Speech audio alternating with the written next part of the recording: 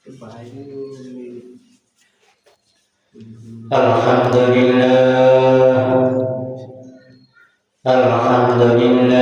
nahmaduhu wa nasta'inuhu wa nastaghfiruhu wa na'udzu billahi min shururi anfusina wa min sayyiati a'malina man yahdihillahu fala mudilla lahu wa man yudlilhu fala hadiya lahu ونشهد أن لا إله إلا الله وحده لا شريك له ونشهد أن سيدنا وحبيبنا ومولانا محمدا عبده ورسوله الذي أرسله بالحق بشيرا ونذيرا وداعيا إلى الله بإذنه وسراجا منيرا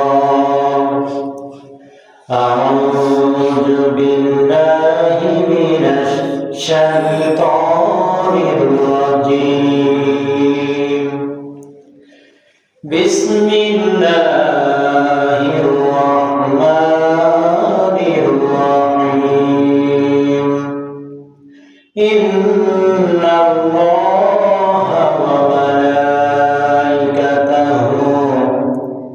يصلون على النبي يا أيها الذين آمنوا صلوا عليه وسلموا تسليما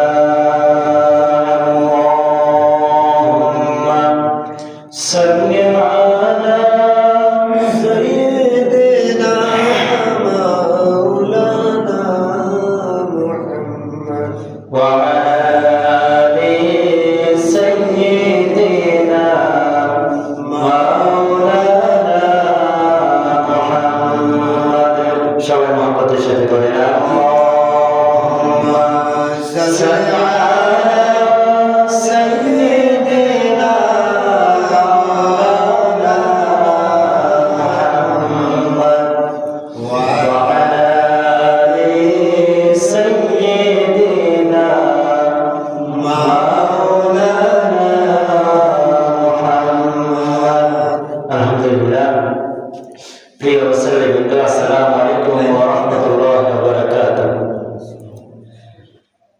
আমরা আলোচনা শুরুতে মহান রব্বুল আলামিনের দরবারে লাখো কোটি শুকরিয়া আদায় করছি।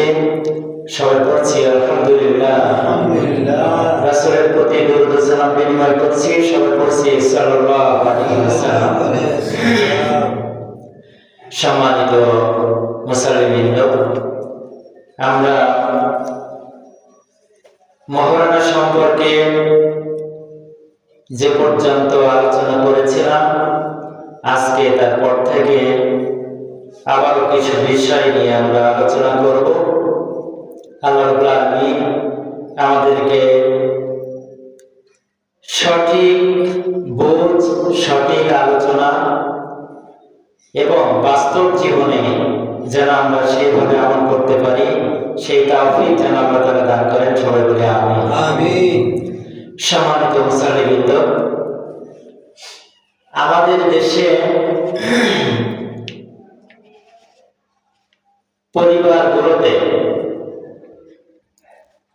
অধিকাংশ ক্ষেত্রে ছেলে এবং মেয়ে উভয়ই থাকে, দুইটাই থাকে। খুব কম সংখ্যা, খুব সীমিত সংখ্যক থাকে শুধুমাত্র ছেলে অথবা শুধুমাত্র মেয়ে। অধিকাংশেরই ছেলেও থাকে, মেয়েও থাকে। আমরা আমাদের প্রচলন রীতিতে যখন বিবাহ শাদী আলোচনা হয়, পিতা হিসাবে, অভিভাবক হিসাবে আমরাই ভূমিকা পালন করি মহরানা নির্ধারণের ক্ষেত্রে। কিন্তু এই ক্ষেত্রে আমরা নিজেদেরকে ইসলাম থেকে কতটা দূরে রাখি সেটি আমরা নিজেরা উপলব্ধি করতে পারি না। যখন বাস্তব আলোচনা হয়, বাস্তব উদাহরণ যখন আমাদের সামনে আসে, তখন আমাদের ভুলগুলো ভেঙে যায় এবং আমরা শুধরানোর চেষ্টা করি। তা আমাদের এই বিবাহ শাদীর আলোচনার সময়ে মহরানা যখন আলোচনা হয়, নির্ধারণ করা হয়, তখন আমাদের অভিভাবকরা ছেলেকে যখন বিবাহ দেয় তখন মহরানা যত চেপে চেপে কোন নির্ধারণ করা যায় সেইটির ব্যাপারে চেষ্টা করে। ছেলের বিয়ের সময় কারণ মেয়ে পক্ষকে দিতে হবে, মেয়ে পক্ষকে যখন ছেলেকে বিয়ে দিচ্ছি তখন এই মহরানা যাচ্ছে অন্য পক্ষের কাছে, অন্য বাইরের একটি মেয়ের কাছে এই মহরানা যাচ্ছে, এই অধিকারটা। সেই কারণে আমরা সবসময় চেষ্টা করি ছেলের বিয়ের সময় মহরানা কম নির্ধারণের জন্য। একই ব্যক্তি যখন তার মেয়েকে বিবাহ দেয়, যখন মহরানার আলোচনা হয়, নির্ধারণের সময় যখন আসে, তখন বেশি করার চেষ্টা করে। মেয়ের বিয়ের দেওয়ার সময় মহরানা বেশি দাবি করলাম যে আমি পাবো এই মহরানার ফিডব্যাক আমার হাতে আসবে, আমি পাবো। সেই কারণে মেয়ের বিবাহের সময় মহরানা বেশি নির্ধারণের চেষ্টা করি, আর যখন ছেলেকে বিবাহ দিই তখন মহরানা নির্ধারণের সময় যেহেতু অন্য পক্ষকে দিতে হবে, সেই কারণে মহরানা আমরা কম নির্ধারণের জন্য চেষ্টা করি। একই ব্যক্তি তো একই মুসলমান, একই ইমানদার, তাহলে এইটা কি ইমানদারের লক্ষণ না শয়তানের লক্ষণ?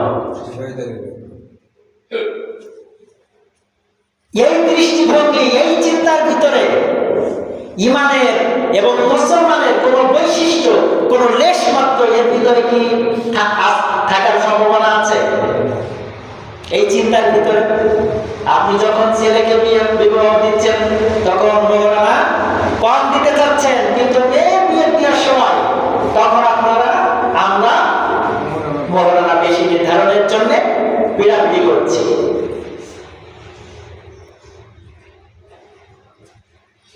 এটি শয়তানের কাজ না মুনাফিকের কাজ না ইমানদারের কাজ?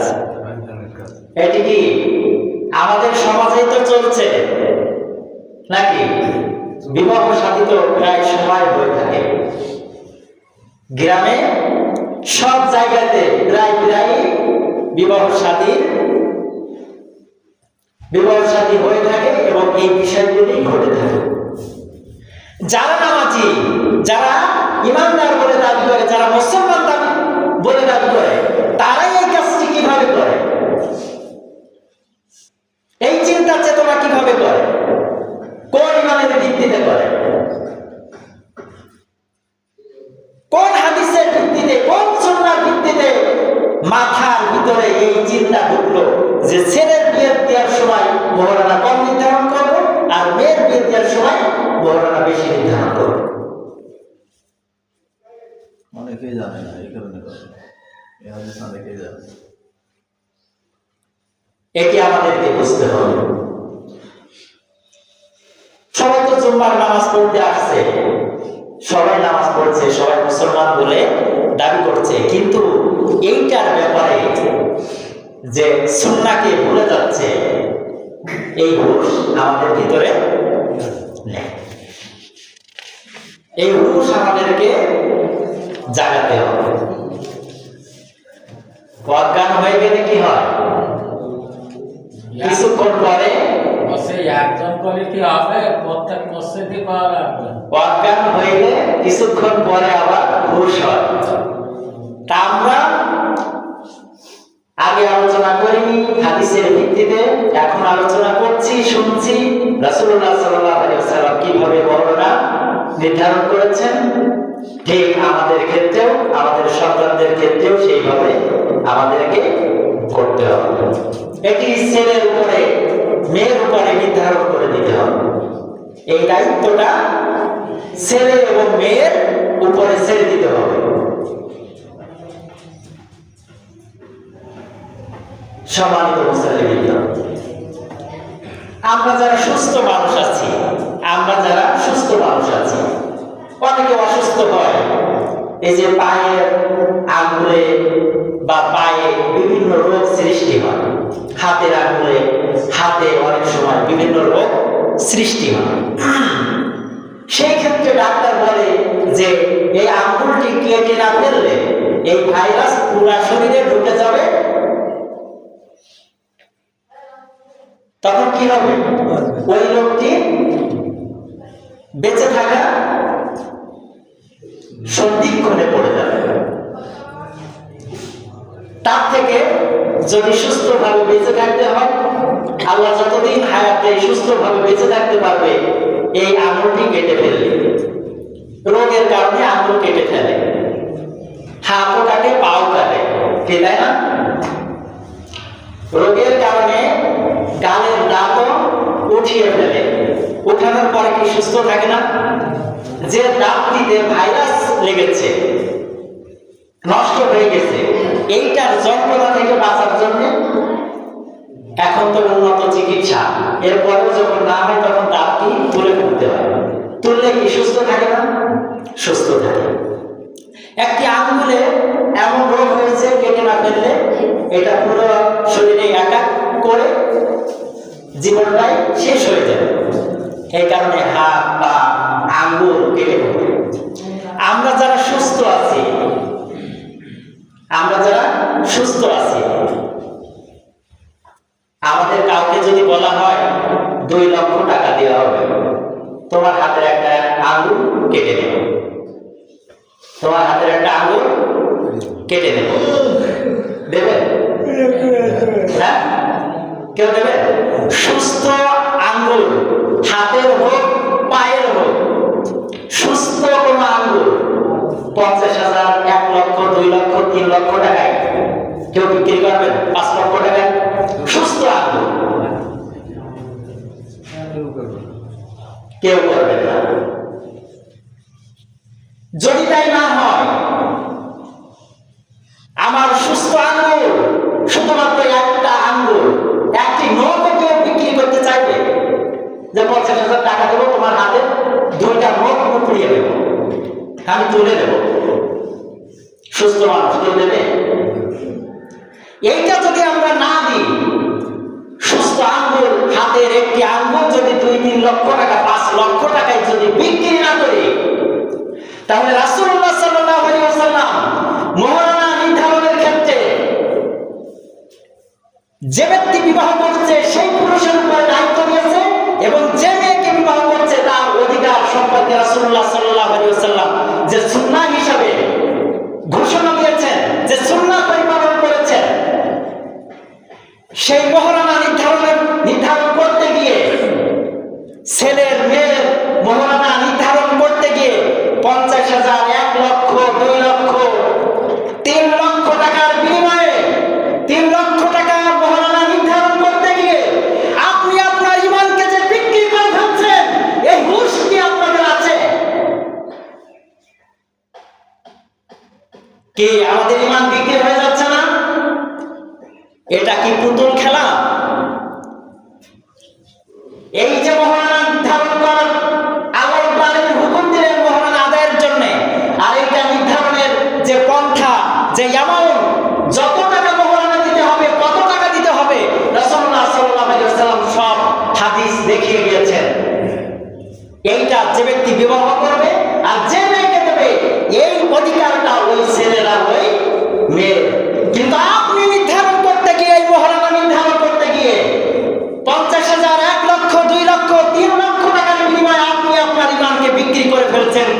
হাদিসের কাছে এই হুঁশ ফিরাতে হবে। এই দায়িত্ব আমি আগেও বলেছি আগের আলোচনায়, যদি আপনার এত মাথা ব্যথা থাকে তাহলে মহারানাকে আপনি দিতে পারবেন? আপনি পিতা, আপনার ছেলেকে বিবাহ দিচ্ছেন, মহারানা যদি আপনি দেন তাহলে কি মহারানা আদায় হবে? আপনার মহারানা নির্ধারণ করলে আপনার মহারানা আদায় হবে। ছেলের মহারানা কাকে দিতে হবে? ছেলেকেই দিতে হবে। সুতরাং তার পিতা মহারানা নির্ধারণ করার কোন মালিক নয়। কোন পিতা ছেলের মহারানা নির্ধারণ করার মালিক নয়। রাসূলুল্লাহ সাল্লাল্লাহু আলাইহি ওয়াসাল্লাম, আমরা আগে যে হাদিসগুলি আলোচনা করেছি, এইখানে রাসূলুল্লাহ সাল্লাল্লাহু আলাইহি ওয়াসাল্লাম কাকে দিতে হবে, কত পরিমাণ দিতে হবে সেটি তিনি বলে গেছেন, দেখিয়ে গিয়েছেন। এই সুন্নাহর বাইরে বিশেষ করে আমরা যারা 5 ওয়াক্ত নামাজ পড়ি, মুসলমান বলে দাবি করি, ঈমান নিয়ে চলার চেষ্টা করি, তাদের কাছে বিনীত আহ্বান জানাবো, এই কাজটি আপনারা করবেন। ছেলের উপরে ছেড়ে দেবেন। মেয়ের বিয়ে দেওয়ার সময় হোক আর ছেলের বিয়ে দেওয়ার সময় মহারানা নির্ধারণ করবে ছেলে, তার যতটুকু সামর্থ্য আছে ততটুকু, কোনো বাড়াবাড়ি কেউ করবেন না। সম্মানিত হাজিরিন, মহারানা সম্পর্কে কয়েক জুমায় যতগুলি হাদিস আলোচনা করলাম, এই হাদিসগুলি কি মুসলমানদের জীবনের জন্য সম্ভব? মুসলমানদের জীবনের জন্য কি সম্ভব? আমরা যদি কেউ যারা মুসলমান, যারা নামাজ পড়ি, ইমানদার বলে দাবি করি, আমরা যদি কেউ রাসূলুল্লাহ সাল্লাল্লাহু আলাইহি ওয়াসাল্লামের মাথার একটি চুল যদি হাতে পাইতাম তাহলে কি করতাম? রাসূলের মাথার চুল কেউ যদি পাইতেন বিশ্বস্ত সূত্রে, যেটা রাসূলের মাথার চুল, নবীর মাথার চুল, তাহলে আপনারা কি করতেন? আমরা কি করতাম বলেন? সযত্নে সোনার প্লেটে রেখে দেওয়ার চেষ্টা করতাম না? রাসূলের গালের একটি দাঁত যদি আমাদের কাছে আসতো তাহলে আমাদের যে সক্ষমতা, সেই সক্ষমতার সর্বোচ্চ মাপকাঠিতে আমরা সোনার প্লেটে এবং রূপার প্লেটে আমরা কি করতাম? সেই দাঁতটি, সেই চুলটি সংরক্ষণ করার চেষ্টা করতাম, তাই তো? যদি এটি হয়, রাসূলের মাথার চুলের দাম যদি আমাদের কাছে এমন হয়, রাসূলের একটি দাঁতের মর্যাদা যদি আমাদের কাছে এমন হয়, তাহলে রাসূলুল্লাহর হাদিস সংকলিত হয়ে আমাদের মাঝে এসেছে, কিতাবের মাধ্যমে পৌঁছেছে, সেইটিকে আমরা সযত্নে পালন করব না? কি রাসূলুল্লাহ চুলের মর্যাদা যদি আমাদের কাছে এত বেশি হয়, একটি দাঁতের মর্যাদা যদি এত বেশি হয়, তাহলে রাসূলের যে হাদিস সংকলিত হয়ে কিতাবের মাধ্যমে আমাদের কাছে এসে পৌঁছেছে, তার মর্যাদা কত পর্যন্ত হওয়ার দরকার ছিল? কিন্তু হাদিসের ব্যাপারে আমরা সেই মর্যাদা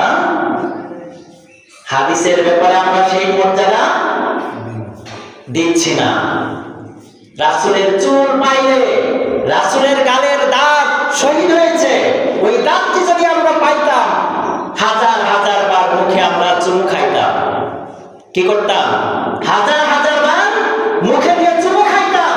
একটি চুল যদি পাইতাম তাহলে হাজার হাজার বার আমরা চুমু খাইতাম। কিন্তু রাসূলের যে হাদিস কিতাবের ভিতরে এসেছে সংকলিত হয়ে আমাদের কাছে, আমাদের হাতে, সেই হাদিসের চুমু আমরা খাই না, সেই হাদিস আমরা পরিপালন করি না, সেই হাদিস শিক্ষা গ্রহণের কোনো চিন্তা ভাবনা আমাদের ভিতরে নেই।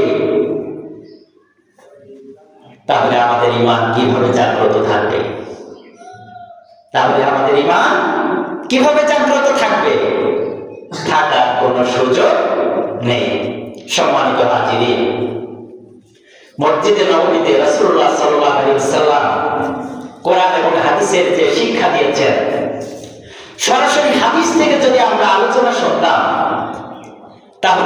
কোটি মানুষ আজকে বিভ্রান্ত হতো না। কত? আপনি যদি এইটা যদি জানেন যে ছেলের মহরানা নির্ধারণ করতে গেলে আমি যদি নির্ধারণ করে দিই তাহলে এইটা শরিয়া হবে না, এটা জায়েজ হবে না। আপনাকে তো এটা বুঝতে হবে যে আমি নাজায়েজ কাজ করছি, হারাম কাজ করছি। এটা যদি আপনার উপলব্ধি থাকতো তাহলে আপনারা করতেন,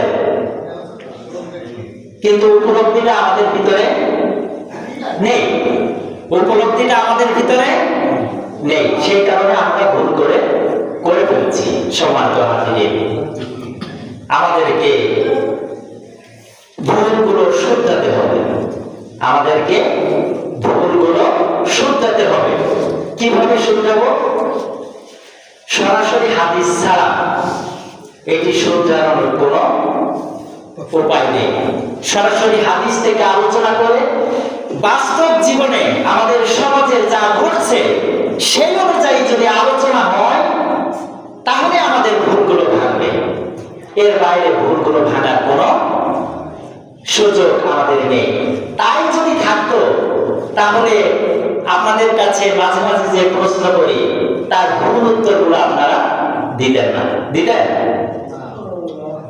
এই ভুলগুলো যদি এইভাবে ভেঙে যেত স্বাভাবিকভাবে তাহলে আপনারা ভুল উত্তরগুলি দিতেন না। এই কারণে কোরআন এটি হচ্ছে আইন, আর হাদিস হচ্ছে বাস্তব জীবন চলার পর। বাস্তব জীবন চলার পর এই হাদিস ছাড়া মানুষের জীবন, মুসলমানের জীবন, ইমানদারের জীবন কখনো সুন্দর হতে পারে না, হবেও না। আজ পর্যন্ত দেখেন হয়ও নেই, আমরা সেই সৌন্দর্য অর্জন করতে পারি। সম্মানিত হাজিরিন, যে পর্যন্ত উদাহরণ সেট করেছিলাম মহরানা নির্ধারণ ক্ষেত্রে হাদিসের আলোকে, এই পর্যন্ত শেষ করছি। এরপরের ধাপে আমরা যাচ্ছি। মুসনাদে আহমদ ৬ষ্ঠ খণ্ড ২৪৯ নম্বর পৃষ্ঠা। এই হাদিসটি আমি প্রথম দিকে আলোচনা করেছিলাম, আরো একটু বিস্তারিত ব্যাখ্যায় যাওয়ার দরকার, সেই কারণে এই হাদিসটি আবার নিয়ে আসছি। ১৭৫ নম্বর হাদিস, আবু মুসা আল-আশআরী রাদিয়াল্লাহু তাআলা আনহু থেকে বর্ণিত। তিনি বলেন, যখন আলী রাদিয়াল্লাহু তাআলা আনহু ফাতিমা রাদিয়াল্লাহু তাআলা আনহুকে বিবাহের প্রস্তাব দিলেন, তখন রাসূলুল্লাহ সাল্লাল্লাহু আলাইহি ওয়াসাল্লাম বললেন, বিবাহের উৎসবে ওলিমা না হলে তো নয়। সাদ রাদিয়াল্লাহু তাআলা আনহু বললেন, আমি তার ওলিমায় মেশ দেব, এবং অপর এক সাহাবী রাদিয়াল্লাহু তাআলা আনহু বললেন, আমি তার ওলিমায় এরূপ জব দেব। বিবাহের উৎসবে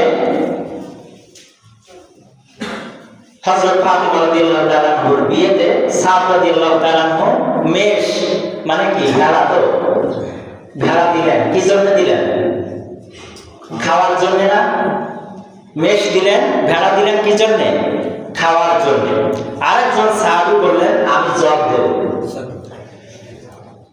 এই ভেড়ার গোশত আর জব দিয়ে ফাতিমা রাদিয়াল্লাহু তাআলা আনহুর ওলিমা করলেন রাসূলুল্লাহ সাল্লাল্লাহু আলাইহি ওয়াসাল্লাম। এখন আমরা যে বলি এই বিয়ের অনুষ্ঠানে কোনো কিছু দেওয়া যাবে না, নাজায়েজ, হালখাতা।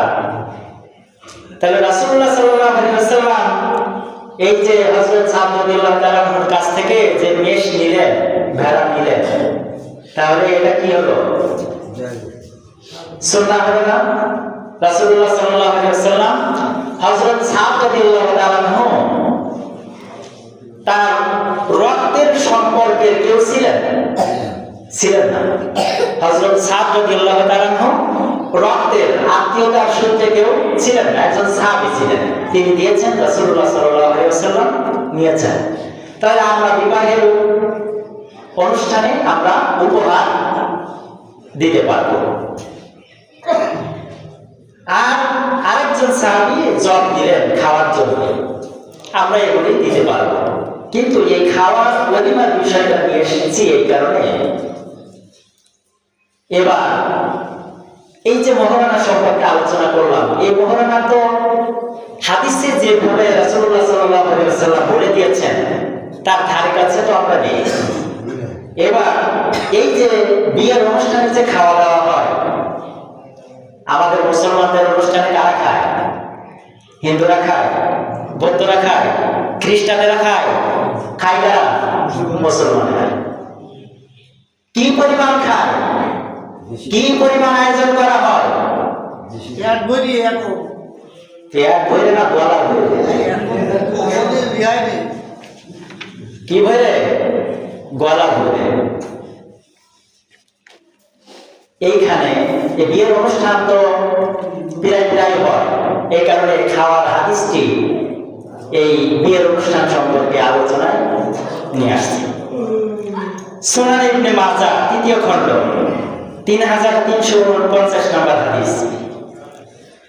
মিকদাম ইবনে মালিক রাদিয়াল্লাহু তাআলা থেকে বর্ণিত, তিনি বলেন রাসূলুল্লাহ সাল্লাল্লাহু আলাইহি ওয়াসাল্লামকে বলতে শুনেছি, তিনি বলেছেন যতটুকু খাদ্য গ্রহণ করলে পেট ভরে ততটুকু খাদ্য তোলা কোনো ব্যক্তির জন্য দর্শনীয় নয়। যতটুকু আহার করলে মেরুদণ্ড সোজা রাখা যায় ততটুকু খাদ্যই কোনো ব্যক্তির জন্য যথেষ্ট। এরপর কোনো ব্যক্তির উপর তার নফস জয়যুক্ত যদি হয় তবে সে তার পেটের 1/3 আহারের জন্য, 1/3 পানির জন্য এবং 1/3 শ্বাস প্রশ্বাসের জন্য রাখবে। কয়টা ধাপ? কয়টা ধাপ? তিনটা ধাপ। ঘুমাবেন না বিয়ের অনুষ্ঠানে যাই জনমের খাওয়ার জন্য। বলবেন না যে আমি তো হাদিস শুনিনি, না জানলে অনেক কিছু করা যায়, আল্লাহ মাফ করে দেবেন, জ্ঞান না থাকে এরকম ঘুমাবেন না। হ্যাঁ, আসল বুঝে থাকবেন না যে হাদিস শুনলাম না। তিনটা ধাপে কথা বলেছেন। প্রথমটি হচ্ছে যতটুকু খাদ্য গ্রহণ করলে পেট ভরে। আমি কিন্তু বাস্তব উদাহরণে যাব এবং এই হাদিসগুলি বাস্তব উদাহরণের সাথে মিলিয়ে মিলিয়ে আপনাদের সামনে আলোচনা করব। যতটুকু খাদ্য গ্রহণ করলে পেট ভরে, যখন ক্ষুধা লাগে। এখন তো বাজার ঘাটে অধিকাংশ মানুষ সব বাজার ঘাটে থাকে, তাই না? এই যে আলুর চপ, ডিমের চপ, সিঙ্গারা, পেঁয়াজি, পুরি, আপনার ক্ষুধা লেগেছে, 10 টাকা, 15 টাকা, 20 টাকা খাইলে পেট ভরে যায় না? ক্ষুধা থাকে? ক্ষুধা থাকে? থাকে না। 10 টাকার নাস্তা করবেন, একটা কেক খাইবেন, একটা কলা খাইবেন, আপনার কিন্তু আর ক্ষুধা থাকবে না। তাহলে প্রথম ধাপ হচ্ছে যতটুকু খাদ্য খাইলে তোমার পেট ভরে, এইটা হচ্ছে প্রথম ধাপ। এটি কার সুন্নাহ? কার সুন্নাহ? জনমের খাওয়া খাবেন আর বলবেন আমি রাসূলের উম্মত। কখনো নয়। এরপরে আরো আসছি আমাদের ঈমান আছে কিনা সেইটারও হাদিস আসবে খাওয়ার ব্যাপারে।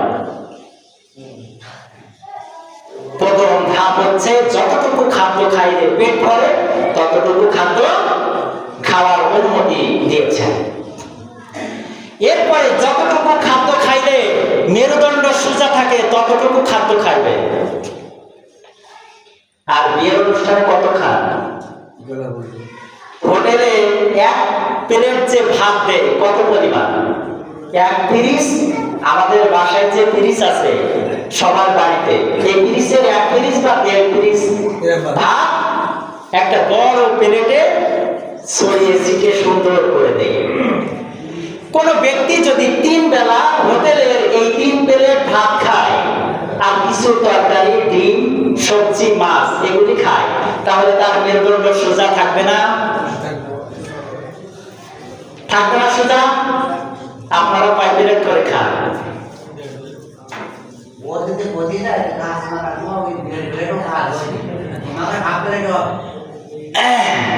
হাফ প্লেট আছে, আপনি যা বলছেন সেটাও আমি ভেঙে দেব, সেটাও আমি, আপনি যেটা বলেছেন সেটাও আমি ভাঙবো। উদাহরণের ভিতরেই ভাঙবো, তাহলে বুঝতে পারবেন। এক প্লেট ভাত খাইলে মেরুদণ্ড সোজা থাকে, থাকবে, কষ্ট হবে। যখন ক্ষুধা লাগবে তখন আপনার খাইতে কি নিষেধ আছে? কিন্তু আপনার একবারে এক গামলা খাইতে কে অনুমতি দিয়েছে? আপনার যখন পরবর্তীতে ক্ষুধা লাগবে তখন কি রাসূলুল্লাহ সাল্লাল্লাহু আলাইহি ওয়াসাল্লাম নিষেধ করেছেন যে খাওয়া যাবে না? তাহলে আপনি একবারে এক গামলা কেন খাচ্ছেন? প্রশ্ন হচ্ছে এখানে, সুন্নাহ হচ্ছে এখানে। একবারে এক গামলা ভাত আপনি খাইতে পারবেন না, এটি সুন্নাহ নয়, এটি মুসলমানের কাজ নয়, এটি কাফেরের কাজ। হাদিসে এসেছে, আমি বলবো ধারাবাহিকভাবে। এরপরে বললেন, এরপরেও যদি কোনো ব্যক্তির আত্মা না করে, কি না করে, নফস মানে আত্মা, আর এইখানে নফস শব্দের অর্থ হচ্ছে শ্বাস প্রশ্বাস। কেউ যদি গলা পর্যন্ত খায় তাহলে দম ফেলতে কষ্ট হয়। গলা পর্যন্ত খাইলে খাবেন, পরীক্ষা করার জন্য ভালো ভালো খাবেন, একবার গলা পর্যন্ত খাবেন, দেখবেন যে আপনার নিঃশ্বাস নিতে, শ্বাস প্রশ্বাস নিতে কষ্ট হয় কিনা। এইখানে এই কথাটি বলা হয়েছে। তাহলে এরপরেও এই যে গলা পর্যন্ত খাইলাম, শ্বাস প্রশ্বাস নিতে কষ্ট হবে, এই কথাটি এখানে বলা হয়েছে। তাহলে শেষ সীমারেখা হচ্ছে আপনি এরপরেও যদি বেশি খান তাহলে পেটের এক ভাগ খাবার, এক ভাগ পানি আর এক ভাগ খালি রাখতে হবে। এটি হচ্ছে সীমারেখা। ইন্ডিয়ার যে কাঁটাতারের বেড়া আছে, এই বেড়া কাঁটাতার, এটা সীমারেখা না, রাষ্ট্রীয়। এই বেড়া যদি আপনি পার হন বিনা পাসপোর্টে, কি হবে? মৃত্যুদণ্ড, গুলি, তারপরে আপনার দেহ শেষ, মৃত্যুদণ্ড। তো তবে রাসূলুল্লাহ সাল্লাল্লাহু আলাইহি ওয়াসাল্লাম খাওয়ার সীমারেখা দিয়েছেন, এক ভাগ খাবার, এক ভাগ পানি আর এক ভাগ খালি রাখতে হবে। এটা হচ্ছে শেষ সীমারেখা একবারে। তাহলে প্রথম গেল, যখন ক্ষুধা লাগবে আপনি কিছু খাবেন, যতটুকু খাইলে পেট ভরে ততটুকু খাবেন, এটা হচ্ছে সুন্নাহ। এরপরে দ্বিতীয় ধাপ হচ্ছে মেরুদণ্ড সোজা রাখার জন্য যতটুকু খাদ্য আপনার খাওয়া লাগে ঠিক ততটুকু, অল্প পরিমাণ। এরপরেও যদি বেশি লাগে তাহলে 3 ভাগের 1 ভাগ। বিয়ের অনুষ্ঠানে যেভাবে খাচ্ছেন, কে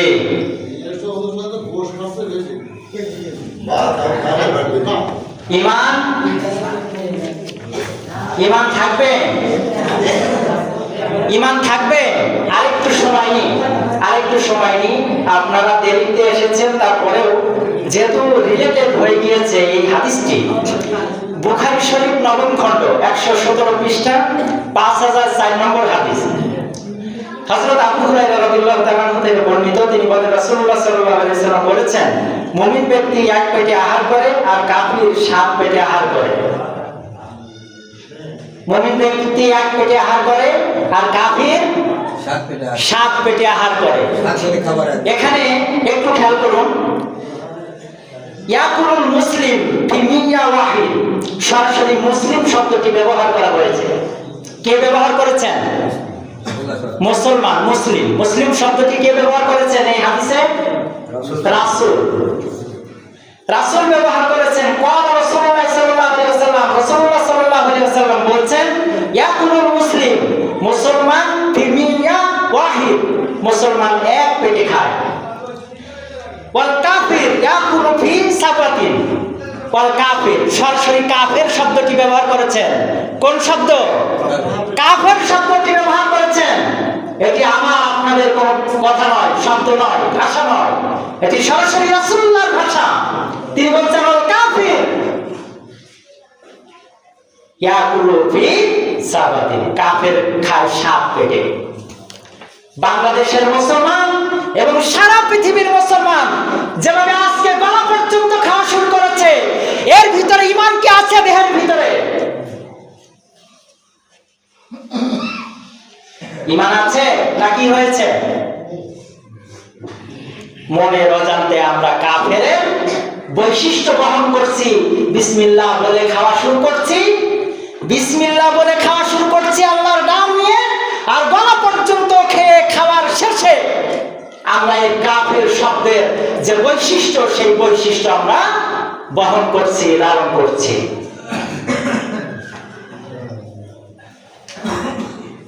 এই হাদিসটি না দিয়ে যদি এইভাবে আমি বলতাম, তাহলে সবার কাছে বিষয়টি পরিষ্কার হতো না। এরপরে এই যে 7 আপ, লেমন, মোজো, এই যে পানি খায়, যখন পেট ভরে খুব বেশি খায়, তখন ডাইজেস্ট যাতে ডিস্টার্ব না হয়, পেটে যাতে ডিস্টার্ব না হয়, তার জন্য কি খায়? 7 আপ, লেমন এগুলো পানি খায় না? আপনার কি সুন্নাহ, রাসূলের সুন্নাহ এই যে আপনি এইভাবে খাইলেন, বিয়ের অনুষ্ঠানেই ভরপুর খাওয়া দাওয়া, গলা পর্যন্ত খাইলেন, আবার বাটি ভরে বাড়িতে নিয়ে গেলেন।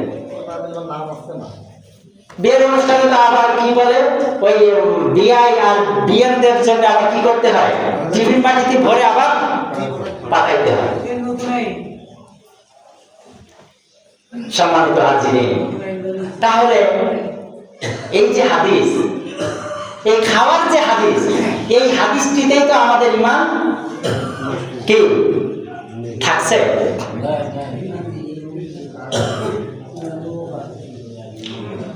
এই ঈমান নিয়ে আমরা আখিরাতে পার হতে পারবো। সম্মানিত হাজিরিন, সময় বেশি হয়ে গিয়েছে, আজকে এ পর্যন্তই রাখলাম। আগামী দিন যদি আল্লাহ তাওফীক দেন, আরো কিছু উদাহরণের সাথে আমরা এই আলোচনাটি আগামী দিন শেষ করবো ইনশাআল্লাহ। যতটুকু আলোচনা করেছি রাসূলের সুন্নাহ খাওয়ার ব্যাপারে, বিয়ের অনুষ্ঠানে সব জায়গায় আমরা এই সুন্নাহকে লালন করার, পালন করার চেষ্টা করব। আমরা রাসূলুল্লাহ সাল্লাল্লাহু আলাইহি ওয়াসাল্লামের এই সুন্নাহ লালন করার, পালন করার চেষ্টা করব ইনশাআল্লাহ। আল্লাহ রাব্বুল আলামিন তাওফীক দান করুন। আমিন ওয়া মা তাওফীক ইল্লা বিল্লাহ। আসসালামু আলাইকুম ওয়া রাহমাতুল্লাহ।